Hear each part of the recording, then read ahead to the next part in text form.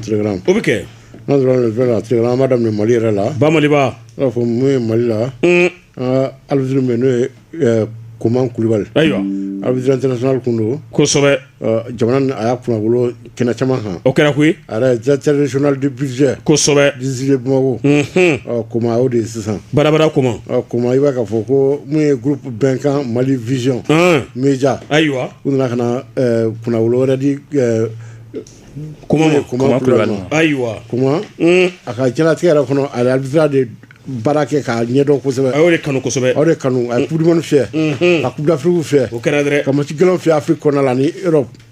Ayiwa. Coupe du monde kɛnɛ kan. N'i y'a lajɛ i b'a fɔ Koman Kulibali mun ye attestation sama ni trophée. Awɔ. A yɛrɛ nisɔndiyara kosɛbɛ. Ayiwa. A y'a jira k'a fɔ ale bɛ fɛn fɛn sɔrɔ k'ale b'a bɛɛ di journaliste de ma. O ka ɲi. Donc ko journaliste k'u y'ale dɛmɛ a ka baara kɔnɔ kosɛbɛ. Tabarikala. Vraiment il a été reconnaissance. Ko hali ale mun sɔrɔ n'o ye chevalier de l'ordre de l'État. Kosɛbɛ kɛ. N'o ye médaille dira ma. Awɔ. K'aw fana DG journaliste la. O diyara n ye. O diyara n ye. Comment vraiment Mali arbitrage. Kosɛbɛ. Tiɲɛ la a y'an kunna wolo. A taara n'a foyi t'a la. Mais sisan député k'u sen dɔ na ko sen dɔ la sa. Ko sina comment sina o de ka ɲi. Koman kɔni a taara ni Mali yɔrɔ caman dɛ. Wala i bɛ taa yɔrɔ jan. N'u m'a lajɛ. A taara n'a yɔrɔ caman. N'u m'a lajɛ an ka sisan député u ka nin Koman ladege. U k'a ladege.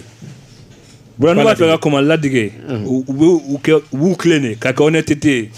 K'u tulo ci k'u ɲɛ ci. I k'i ka file fiyɛ ka bɔ ka taa so. Honnêtement a banna. Ni mun cira n'o y'i fa ni ba neni. A to yen. Salamu lafiya. Kungo don. Ni mun gagne n'o tigɛra f'i kun. Salamu lafiya. Ka ni tulo don ni si kɔrɔ. Voilà.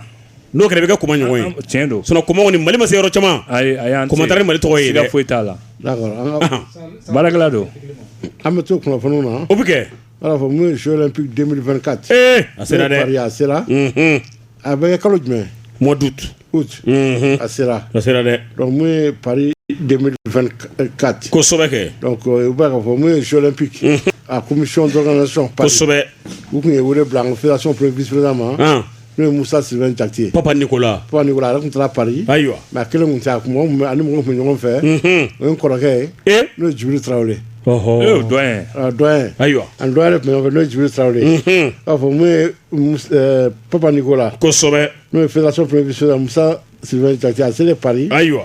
Ani commission olympique mɔgɔw u ye ɲɔgɔn ye mun ye commission d'organisation ye. O senfɛ a ye professeur fɛ. Ayiwa. Ani Mali consulat. Kosɛbɛ kɛ. Consulat général. Ɔhɔ. N'o ye Musa Kwadjo. A n'o ye ɲɔgɔn ye. Ayiwa. Donc labɛn minnu kan ka kɛ. Kosɛbɛ kɛ. Mali fɛ.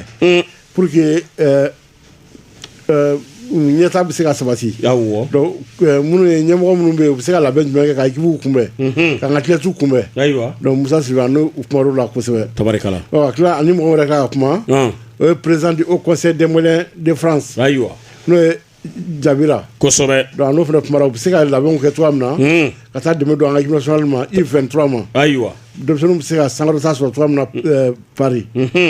A bɔlen fana a y'i kunna yɔrɔ min sa.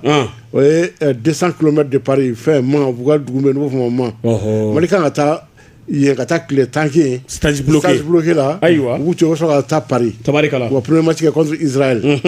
D'accord donc an mana bɔ yen. Nin waati yɛrɛ la fɛn min Alu Badara Jalo Conte. N'ale ye i kun national local olympique ye a degeli karamɔgɔ ye. A bɛ Paris. A bɛ nin waati na a taara installation lajɛ. Nka an bɛ min fɔ État ɲɛna jamana yɛrɛ ɲɛna Bura ministère des sports ani jamana. U ka denmisɛnninw ni staff technique. U k'u ka hakɛw sara yanni u ta don cɛ. U ka sara dɛ. Équipe ɲuman bɛ performance kɛ. O b'a sɔrɔ u ka hakɛ tɛ yen dɛ. Sokɔnɔna fana ka ɲi dɛ. O ye tiɲɛ. Denbayatigiw n'i b'u wuli k'u bila ka taa yɔrɔ la. A k'a sɔrɔ i y'u ka hakɛw d'u ma. U fana ka malo ni ɲɔ san ka bila so ka nasɔngɔ d'a kan. O de ka ɲi. Sinon depuis ye baara in daminɛ fɔ bi fɛn ma d'u ma fɔlɔ dɛ. O ma ɲi o ma ɲi. K'o dabila. Alors ça mun ye halisa an bɛ to Mali kɔnɔ. Ba Maliba. Mun ye mardi don. Mun y'an ka transition président n'o ye son excellence Assimi Goïta. A kun ye an ka balontanna kɔrɔ n'o ye Seydou Keita Seydou ye a y'a reçoit en audience. Tabarikala. Kuluba a kɛra Kuluba. Ayiwa. O senfɛ sa mun ye Seydou ye. Seydou. A bɛna usine dɔ de jɔ a bɛna kɛ entrepreneur de sa dolantan banna. A bɛna kɛ entrepreneur de a bɛna usine belebele dɔ de jɔ Sanankɔrɔba. Ayiwa. Usine a bɛ Kati mara la. Donc n'i y'a lajɛ sa a sera ka taa a bonyamasegin kɛ an ka jamana ɲɛmaa ye n'o ye Assimi Goïta. Kosɛbɛ. Kɛnɛ kan siri kɔnɔ a yɛrɛ président n'o ye Assimi Goïta. ko ale ka wulikajɔ tɛ dɔwɛrɛ ye Mali denw bɛ se ka lafiya cogo o cogo ale sɔrɔbili o y'ale ka minɛnko ye donc a bɔlɔntan kɛnɛ kan a y'o yira kosɛbɛ mun ye fɛnɛ a bɛna ka na usine mun jɔ nin ye k'a bɛna mɔgɔw bɔ chômage sa denmisɛnninw bɛ baara sɔrɔ siga t'a la ko n'i y'ale fɛnɛ i b'a ka fɔ a b'a to fɛnɛ jamana bɛ musakaw sɔrɔ musaka minnu fana n'a bɛ jamana dɛmɛ kosɛbɛ a kɛlen ka kuma fɔ Assimi Goïta ye Assimi Goïta yɛrɛ nisɔndiyara kosɛbɛ a bɛ nisɔndiya o a ko siribile ma ko vraiment k'a bɛ Seydou fo kosɛbɛ tabarikala Seydou ko kabini bɔlɔntan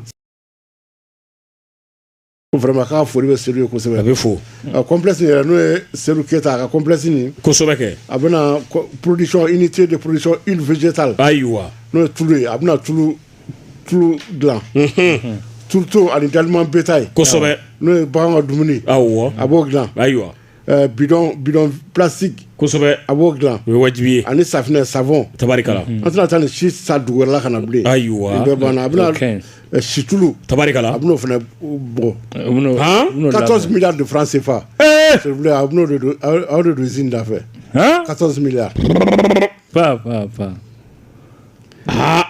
a jigin dɔ Assimi a ma dɔɔnin d'a ma a ma bolo ma fara a ka dɔ di Assimi ma Assimi ka dɔ d'a ma kɛ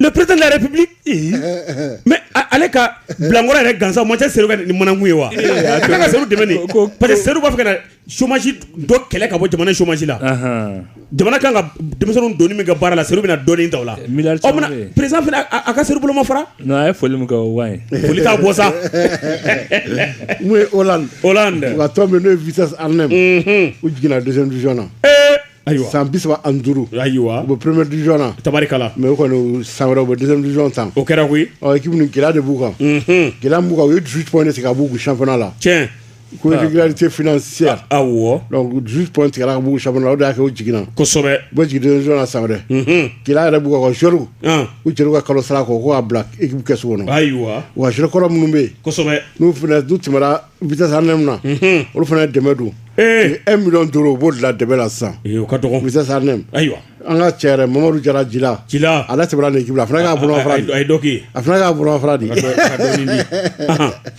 d'accord a bɛ to kunnafoniw na kosɛbɛ kɛ ala fɔ sa min ye Guinée Conakry la Guinée wa tɔn min n'o ye Wakiliya AC kosɛbɛ u ye kunnafoni di k'a fɔ entraîneur français n'o ye Benjamin Leres awɔ kalo 10 équipe kunna ko a ye baara minnu kɛ ko baara cɛjugu don k'u y'a labila o ɲɛna 12e place championnat la o man ɲi ani a ka point ni relégable premier relégable awɔ ka point bɛɛ ye kelen a jigintɔ don a bɛna équipe jigin deuxième division na sima dɔ mun bila tɔ ɲuman se t'u ye bɛɛ tɛ se ɲuman kɔrɔ dɛ ɲuman se t'u ye bɛɛ tɛ se ɲuman kɔrɔ b'a la dɛ bɛɛ tɛ se ɲuman kɔrɔ dɛ fɛn entraîneur étranger ɲuman se tɛ a se tɛ Mali club si bon bura a farafinna de ka fara a tubabu ninnu ti mago la ka kɛ o sa tɛ bɛɛ ti mago la Brésilien nana bura mɔgɔ Brésilien la gosi ko état de Brésilien dɔ sɔrɔ Brésilien Sadio Mané na bɔlɔ filila ka na cɛ ye bɔlɔ contre n'a gɛrɛ kala ye bɔlɔ ma fɔ ni a dɔw bɛ n'o ye bɔlɔ jouer kɔrɔlen ka tɛmɛ olu bɛ fɛ ka to ka entraînement kɛ mais a joueur ɲuman yɛrɛ anw tɛ se o kɔrɔ an tɛ se mun ye PSG Dortmund Ligue des champions demi-finale la kosɛbɛ Dortmund gagné 1-0 o kɛra kɛ mun ye Real Madrid kunnafoni sɛbɛnw ni waati na dimina papier kɔrɔ kosɛbɛ comme kɛra a ye mun kɛ olu bɛ taa ɲɛ ala jumɛn ye ba mun ye AS o ko une tragédie à Paris sans Ligue des champions et sans Mbappé o ko AS kɔnɔna la kunnafoni sɛbɛn kɔnɔ kosɛbɛ kɛ o ko Mbappé ko a ka san 7 kosɛbɛ k'a ka jɛnatigɛ la tiɲɛ san 7 Paris Saint-Germain la ayi ma sɔn ka mɔgɔw ye nin kelen na dɛ a to n bɛna fɛn dɔ kɔni fɔ Real Madrid journaliste ɲɛna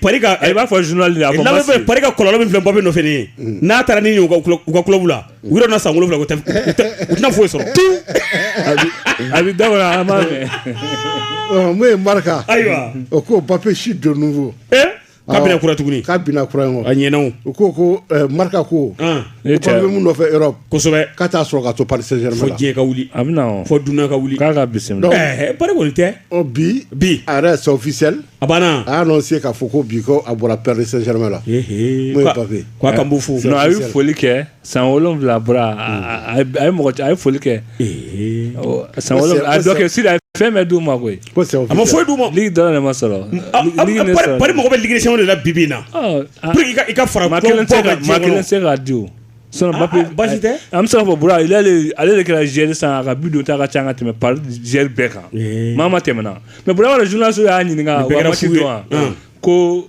Real de sini k'a bɛ Real supporter a journaliste ka micro to dɔrɔn ka taga ka wuli ka taa a m'u jaabi basi tɛ donc journaliste ninnu fana a bɛ se kɛlɛ tigɛ la dɛ jo dɔ kɛ Nigeria mun ye fédération nigériane de football kosɛbɛ kɛ u ye kunnafoni